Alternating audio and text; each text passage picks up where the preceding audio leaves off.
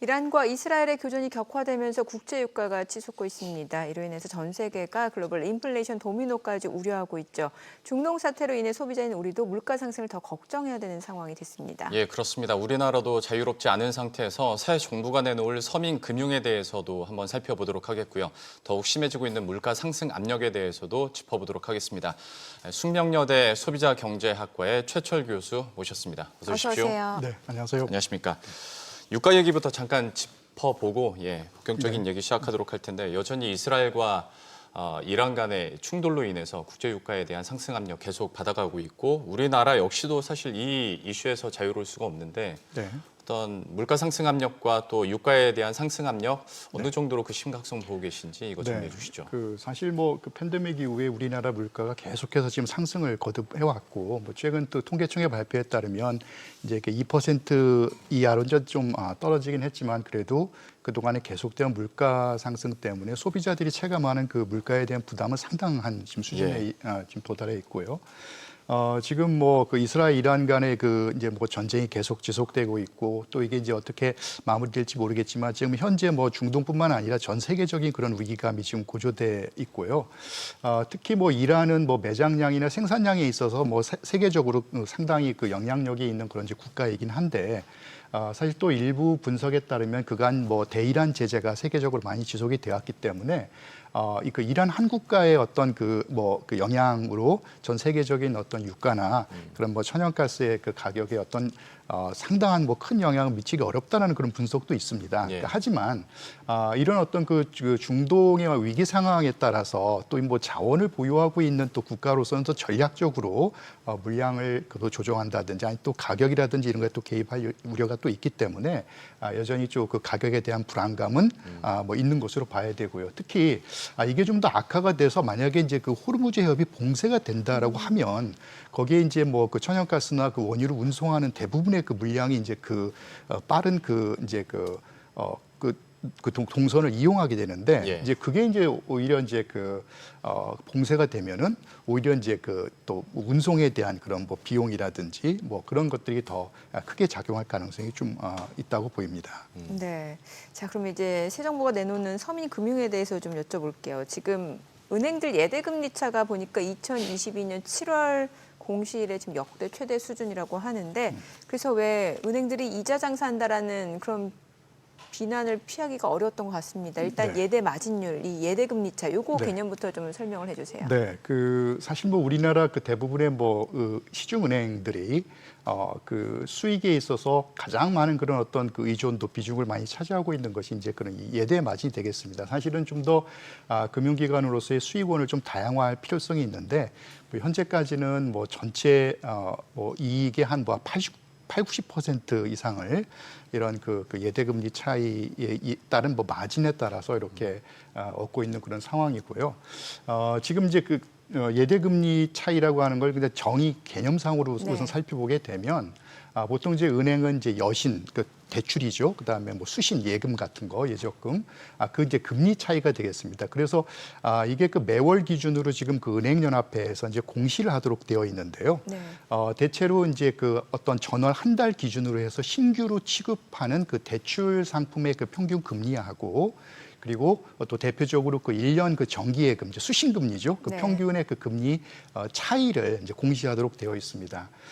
근데 지금 이제 한국은행에서 올해 들어 두 차례 이제 기준금리를 이제 내렸거든요. 그래서 지금 이제 2.5%가 되고 있는데 사실은 기준금리가 내려가면 이제 시장에서도 그렇고 일반인들이 생각하기에 대출금리도 많이 떨어져야 되는 거 아니냐 이렇게 생각하기 쉽습니다. 하지만 이제 이 대출금리에서 대체로 가격을 결정하는 권한을 은행들이 가지고 있고 또 은행들은 이제 기존의 어떤 조달금리 이제 예를 들어서 우리가 이제 코픽스라고 하는 이제 대표적인 금리를 보면 그게 은행들의 어떤 평균 가중된 자금 조달 금리거든요. 그러면 이제 그 금리에 대해서 어떤 가상금리를 더해서 이제 어떤 마진을 확보해야 되는데 가상금리를 더하는 경우에 기본적으로 리스크 관리에 대한 비용 그리고 여러 가지 이제 뭐 직원들도 있고 뭐 사무실도 운영하고 그런 운영 관리 비용이 또 있을 것이고요. 그리고 또 여기서 이제 우리가 간과할 수 없는 것이 이제 은행이 기본적으로 그 은행 영업을 하면서 그 예금자 보호에 따른 그 예금 보험료도 내야 될 거고요. 예. 그리고 이제 뭐 서민금융 차원에서 이제 또 각종 그런 기금에 대한 어떤 출연금 부담이 있습니다. 그래서 이런 부분들을 사실 또 가상금리에 좀 더 반영을 하게 되면 사실 가상금리가 쉽게 떨어지진 않을 수 있거든요. 그러면은 이제 시장에서 어떤 기준금리에 따라서 뭐 지표금리가 내려간다 하더라도 가상금리가 크게 떨어지지 않으면 여전히 그 어떤 그 금리 차이가 더 많이 발생하거나 아니면 뭐 그대로 유지되거나 이럴 가능성이 있는 것이죠. 사실 그 부분에 대해서 저도 여쭤보고 싶었는데 특히 우리나라 같은 경우에는 은행에 대해서 공적 역할을 굉장히 많이 강조하지 않습니까? 여기에 대한 리스크도 어느 정도 전가를 하려는 게 또 은행권의 움직임일 텐데 네. 그러면 지금 나오고 있는 내용들 가상금리 체계 개편과 관련해서 실효가 있을 것인가에 대해서는 다시 한번 의문부호가 좀 들 수가 있습니다. 실질적인 변화가 네. 특히 이제 금융 소비자들에게 좀 체감될 수 있을지 네. 여기에 대해서는 좀 어떻게 평가하십니까? 네, 그러니까 지금 제가 방금 말씀드린 그 뭐 제도상 그 은행들이 부담하는 그런 비용들 중에서 사실 대출 영업하고 직접 관계되지 않는 그런 비용들이 있을 수 있거든요. 네. 하지만 이제 그런 비용들을 이렇게 이제 그 대출 고객에 전가하는 이제 가능성은 이제 있다라는 것이죠. 그래서 뭐 작년에도 이제 그런 그 뭐 의원 그 뭐 입법 발의가 있어서 그런 그 추가 그 부담하는 금액을 이런 어떤 대출 가상금리에 적용하지 못하도록 하는 이제 그런 이제 뭐 법안도 발의되기도 했는데 사실 이제 이렇게 이제 제도가 만약에 도입된다 하더라도 사실은 그 금리를 최종적으로 결정하는 어떤 재량적인 권한을 은행이 갖고 있거든요. 예. 그렇기 때문에 예를 들어서 은행이 그냥 은행 스스로의 어떤 이윤을 추구하는 그런 동기에 따라서 이 가상금리 체계를 또 다른 쪽에서 또 부풀리거나 아니면은 지금 그 기존 고객들한테 뭐 우대금리를 적용하면서 조금 그 대출금리를 깎아줄 여지도 있거든요. 예. 그럼 예를 들어서 그렇게 좀 부가적으로 고객에게 주었던 혜택을 또 뭐 감소시킬 수도 있고 그러니까 어떤 식으로 하든 이제 은행은 자신들의 어떤 뭐 이익을 포기하지 않는 행동을 한다라고 하면 이런 그 가상금리 체계를 이렇게 그 단편적으로 그냥 개편하는 것이 어떤 직접적인 효과를 발휘하기도 어려울 수도 있겠다. 뭐 이런 좀 우려도 좀 듭니다. 그리고 혹시 저희가 지금 얘기하고 있는 베이스 자체는 1금융권 얘기를 하는 거지 않습니까? 근데 2금융권 같은 경우에는 기본적인 조달 비용 자체도 높은 상황에서 이 실효가 2금융권까지 가게 될까? 오히려 이제 그들 입장에서 봤을 때는 역차별이라고 느껴질 수도 있을 부분이 있을 것 같은데요. 이 네. 얘기는 안 나옵니까? 네. 그래서 이제 대부분의 이런 그 대출과 관련된 그런 규제가 이제 1금융권이 은행을 중심으로 먼저 이렇게 도입이 되고요. 또 그 필요성에 따라서 이제 뭐 전체적으로 또 2금융권까지 이렇게 또 확대될 그런 가능성은 있겠습니다. 그런데 지금 대부분의 그 우리나라 그 국내 대출 시장에서 보면 그래도 많은 그 대출 수요자들이 이용하고 싶어하고 이용하는 그런 은행이 이제 은행 대출 시장이 되겠고요. 예. 그리고 이제 여기에서 만약에 대출을 못 받는 예를 신용도가 좀 낮다거나 그러면 이제 은행에서 대출이 어렵고 제2금융권으로 가야 되는데 사실 우리나라 이 금리 대출 금리 체계를 보면 어떤 중간 영역에 해당하는 그런 금리는 거의 좀 비중이 낮고요. 그렇죠. 네. 은행에서 좀 신용도가 높은 그 좀 이렇게 저금리 또는 2금융권으로 가면 바로 이제 또 그 대출 금리가 상당히 높아지는 이제 그런 어떤 패턴을 보이고 있습니다. 예. 그래서 만약에 은행에서 대출을 못 받는 그런 그 자금 수요자라고 한다면 사실 뭐 그 2금융권에서 좀 높은 그런 비용에 금리에 이제 또 자금을 조달하게 되는 이제 그런 지금 상황인 것이죠. 네, 그 대출 금리 얘기하면 또 나오는 게 이제 법정 최고금리인데 지금 새 정부 들어서 이제 법정 최고금리 인하 방안이 지금 수면 위로 떠오른 상황인데 이 법정 최고금리에 대해서 좀 설명을 해주시고 이게 왜 또 주목받게 되는 건지 그 이유도 좀 알려주세요. 네, 지금 그 이자를 제한하는 것은 이제 우리나라 이자 제한법이라는 네. 게 있고요. 이자 제한법은 그냥 일반적인 그 금전대차 계약을 4인 간의 그 계약을 하더라도 당연히 적용되는 그런 네. 이제 법이 되겠고요.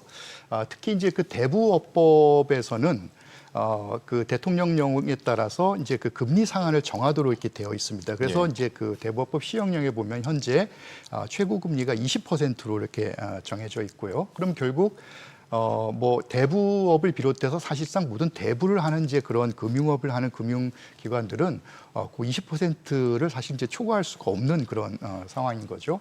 근데 이 20%라고 하는 최고금리 규제는 사실상 은행에서는 크게 뭐 의미가 없습니다. 왜냐하면 은행은 대부분 뭐 신용도가 높은 그런 그 대출 수요자들이 여기에서 자금을 빌리기 때문에 기본적으로 여기서 형성되는 금리는 뭐 20% 이렇게 가지 않거든요.